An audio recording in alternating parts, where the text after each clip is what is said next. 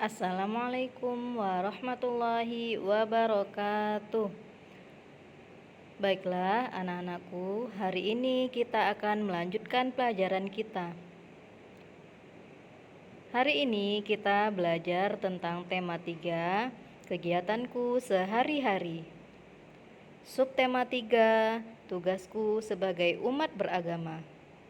Adapun materi pembelajaran yang akan kita bahas adalah tentang sikap tolong-menolong antar sesama dan karakteristik atau ciri-ciri individu.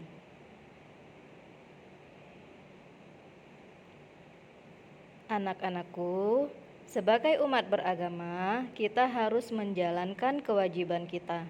Apa saja kewajiban kita sebagai umat beragama? Nah, yang pertama adalah beribadah.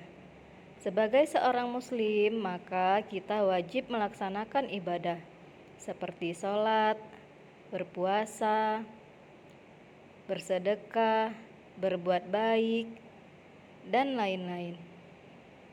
Kemudian, berbakti kepada kedua orang tua. Berbakti kepada kedua orang tua maksudnya anak-anak ustazah harus melaksanakan dan mendengarkan apapun nasihat kedua orang tuanya. Selagi orang tuamu menasihati kepada kebaikan, maka harus dilaksanakan. Jika anak ustazah ingin menjadi anak yang solihah, maka apapun yang diperintahkan Umi atau Abi harus segera dilaksanakan. Jangan tunggu dulu, tapi ketika Umi berbicara, langsung dilaksanakan.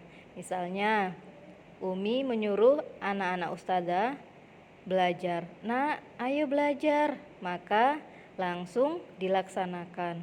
Atau misalnya Abi menyuruh untuk sholat. Nah, ayo sholat, maka langsung berwudu, langsung laksanakan apapun perintah orang tua.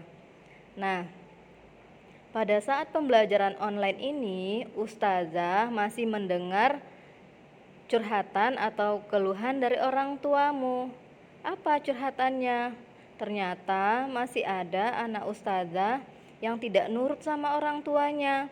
Ketika disuruh belajar, ketika disuruh membuat latihan, malah pergi bermain, malah marah-marah. Perbuatan seperti itu kira-kira perbuatan yang baik apa tidak? Tentu tidak baik.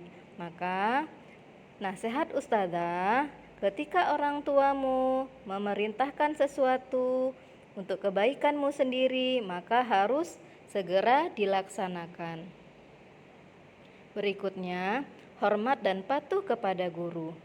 Nah, anak ustazah, contoh hormat dan patuh kepada guru misalnya, ketika gurumu memberikan tugas, maka langsung dikerjakan, jangan ditunda-tunda.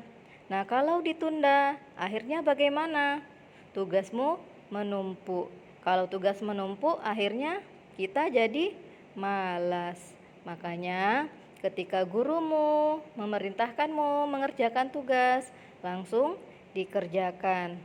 Nah, contoh berikutnya, ketika bertemu guru, maka harus disapa, senyum, salim. Nah, selanjutnya berdoa sebelum belajar atau membaca bismillah sebelum melakukan kegiatan apapun. Berdoa sebelum belajar tidak hanya dilaksanakan di sekolah. Ketika anak-anak ustazah belajar di rumah, harus juga diawali dengan berdoa. Kenapa? Karena dengan berdoa kita memohon kepada Allah agar menambahkan rahmat ilmu kepada kita dan menjadikan ilmu yang kita dapatkan menjadi ilmu yang bermanfaat. Ilmu yang bermanfaat itu adalah amalan yang tidak akan putus meskipun kita nanti sudah tiada. Selanjutnya, berdoa juga sebagai ucapan syukur kita kepada Allah. Syukur kenapa? Karena Allah sudah memberikan kita nikmat iman, nikmat Islam, nikmat kesempatan sehingga masih bisa menuntut ilmu. Nah, sekarang kita bahas sikap tolong-menolong antar sesama. Sikap tolong-menolong adalah sikap saling menolong antar sesama manusia. Nah, perhatikan teks bacaan berikut. Teks bacaan ini sudah anak-anak Ustazah baca waktu tugas sebelumnya. Yuk kita baca bersama. Judulnya, Membantu Korban Banjir. Di desa Cianjur, tempat Nenek Gina tinggal, beberapa bulan lalu telah terjadi bencana banjir. Bencana banjir tersebut terjadi pada malam hari saat para warga sedang tertidur lelap. Tiba-tiba air masuk ke rumah para warga.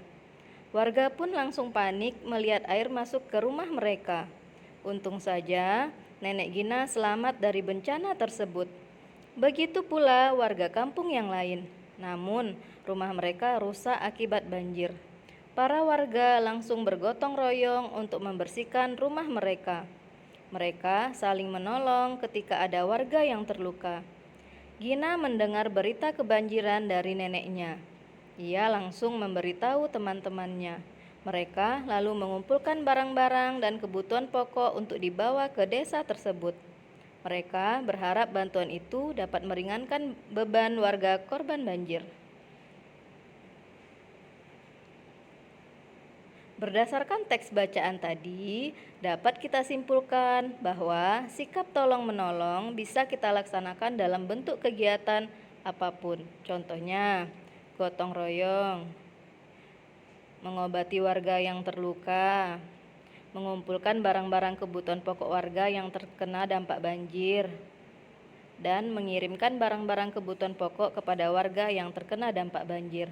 Jadi maksudnya kegiatan tolong-menolong bukan hanya secara langsung, bisa juga dengan secara tidak langsung. Nah, atau tolong-menolong bisa berupa benda ataupun tenaga. Nah, tolong-menolong berupa tenaga, misalnya bergotong royong membersihkan rumah secara bersama atau mengobati warga yang terluka. Nah, tolong-menolong dalam bentuk barang bisa mengirimkan barang-barang kebutuhan pokok yang dibutuhkan oleh warga yang terkena dampak banjir. Berikutnya, karakteristik atau ciri-ciri individu. Karakteristik atau ciri-ciri individu sudah pernah kita pelajari. Kita ulang sedikit-sedikit ya. Nah, setiap orang memiliki karakteristik atau ciri-ciri yang berbeda. Karakteristik atau ciri-ciri individu dapat dilihat dari bentuk tubuhnya, seperti warna dan bentuk rambut. Misalnya, warna rambutnya coklat atau hitam, atau misalnya bentuk rambutnya lurus, keriting, ikal. Yang kedua, warna kulit. Nah, misalnya kulitnya gelap, kuning langsat, sawo matang. Atau berikutnya, tinggi tubuh.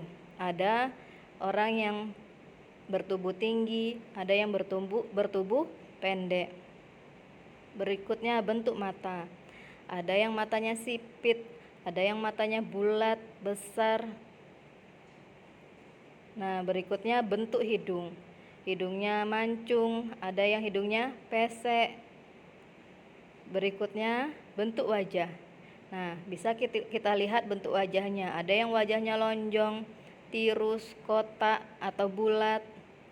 Nah, ini siapa? Contohnya gambar ini ya, adalah ini Nusa. Apa ciri-ciri Nusa? Ada yang bisa menyebutkan? Iya, Nusa bermata bulat besar, berkulit kuning langsat, dan wajahnya juga bulat. Berikutnya lagi, nah ini gambar siapa ya? Ini gambar Denias. Apa ciri-ciri Denias? Iya, Denias bermata kecil, berkulit gelap, dan berambut keriting. Nah, meskipun teman-temanmu berbeda ciri-cirinya, nah anak ustazah harus tetap saling menghargai dan menghormati. Tidak membeda-bedakan teman. Semua adalah teman. Alhamdulillah, pelajaran kita hari ini selesai. Jazakumullahu khairan. Wassalamualaikum warahmatullahi wabarakatuh.